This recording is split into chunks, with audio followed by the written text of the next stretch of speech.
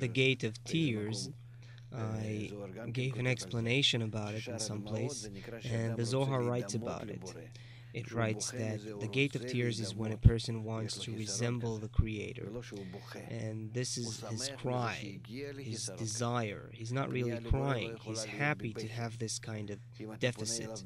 Addressing the Creator cannot be by crying. If you're crying, you're actually blaming him for your situation, for giving you the situation you're in. It's like you're not happy with your whole path, which you have to go in inevitably. So you can't be a righteous that way. So if a person does not feel happy in whatever state he's in, the best or the worst, then it means he is still in a will to receive in order to receive, and he has nothing with which to address the Creator. Only when he raises himself to a state of happy, of being happy, where it doesn't matter to him what will happen, because he's asking for the force of bestowal, then he receives it. Well, there are things here that we may not be able to really digest, subtle things, because if you're happy, then you're satisfied. How can you still have a request or a prayer if you're already happy and as if you don't want anything?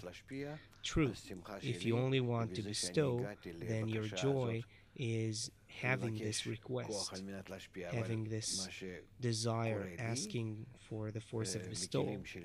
But what's happening to me in my vessels is that I am satisfied. I don't need anything.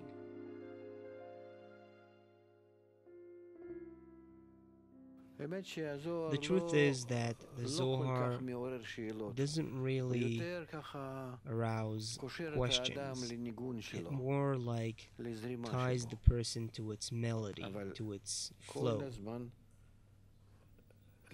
But we should always look for these discernments within ourselves. Every word, where is it within me? What is it in my desires, in my feelings, qualities? That's a must. And it very much depends on the collective thought in the entire world clean. We have friends in Moscow, Berlin, Toronto, New York, St. Petersburg, many groups around Israel too. We must hold each other.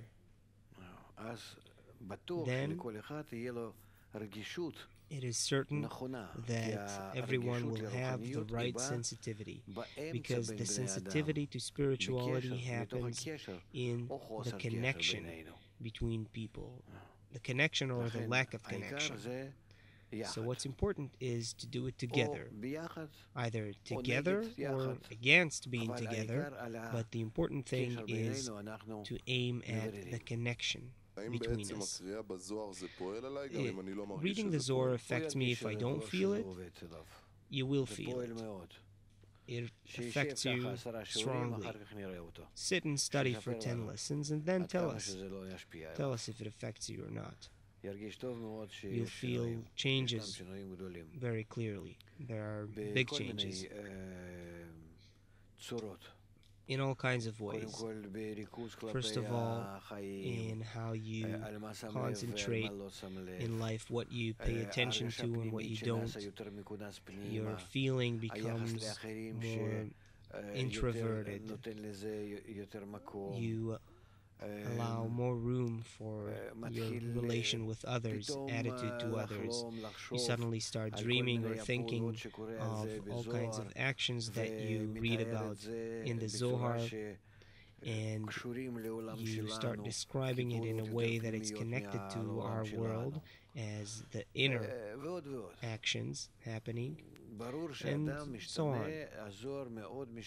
Of course, the Zohar changes the person a lot. It kind of calms him down, makes him more internal, more serious and purposeful.